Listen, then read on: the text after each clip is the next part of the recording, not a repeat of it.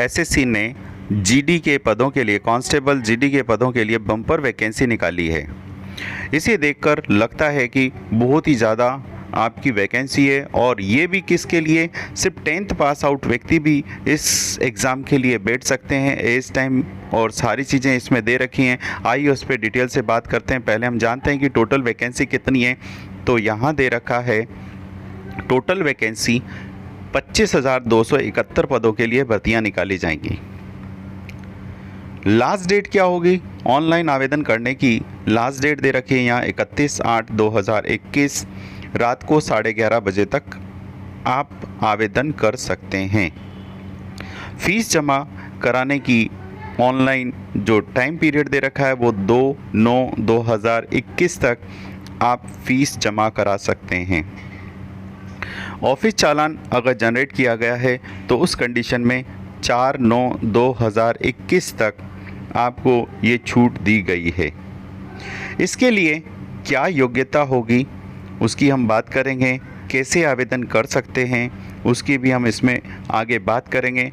But सबसे पहले अगर दोस्तों आपने मेरा ये चैनल सब्सक्राइब नहीं किया है तो पहले आप इस चैनल को सब्सक्राइब कर लीजिए, ताकि इसी तरह की और भी कोई न्यूज़ें आती हैं तो हम आपको टाइम पर अवेलेबल करा सकें और आपको इन्फॉर्मेशन समय पर मिल जाए, ताकि ऐसा ना हो कि कभी एक आध दिन की छूट की वजह से आपकी वो डेट छूट जाए। तो दोस्तों हम बात करते हैं टोटल वैकेंसी, उसकी डिटेल पे डिस्कस करते हैं। टोटल यहाँ पर वैकेंसी दी है 25,271 पद, जो किस तरह से होंगे इसके अंदर दे रखी है इसने बॉर्डर सिक्योरिटी फोर्स के बीएसएफ के लिए, central industrial security force CISF, Indo Tibet border police ITBP के लिए, सशस्त्र सीमा बल एसएसबी,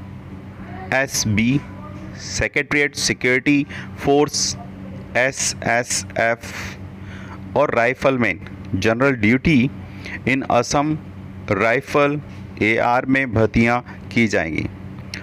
चयनित अभ्यर्थी की पे लेवल 3 के तहत जो 3 लेवल में जाएंगे उनकी 21,700 से लेकर 69,100 के मध्य सैलरी होगी।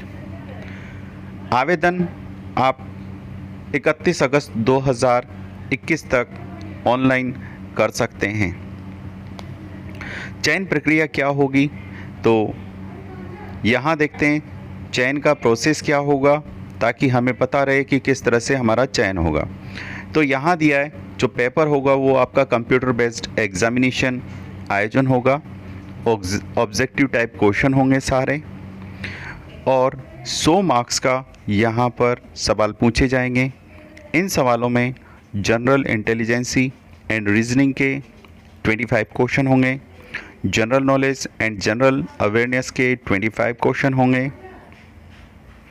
एलिमेंट्री मैथमेटिक्स के 25 क्वेश्चन होंगे, और इंग्लिश हिंदी के 25 क्वेश्चन होंगे।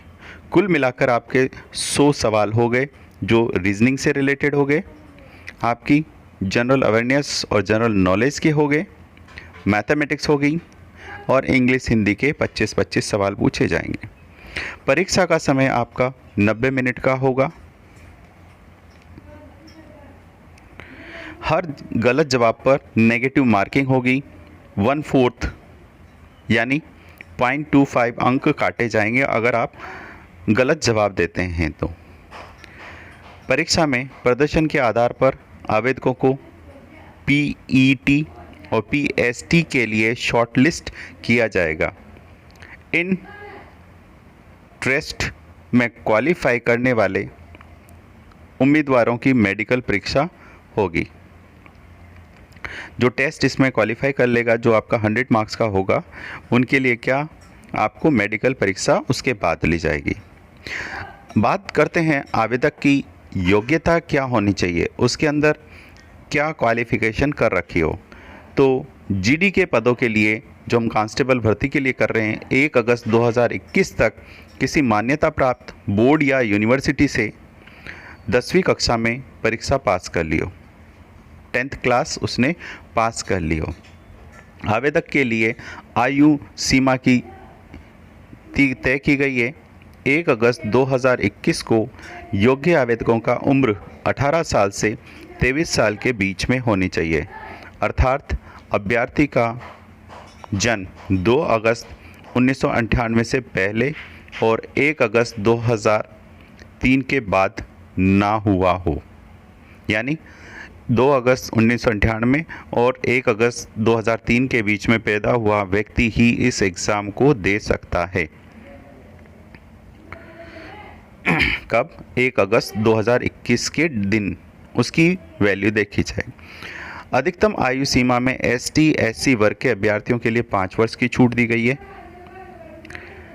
OBC वर्ग के अभ्यर्थियों को 3 वर्ष की, एक्स सर्विसमैन के लिए 3 वर्ष की छूट दी गई है। यहाँ पर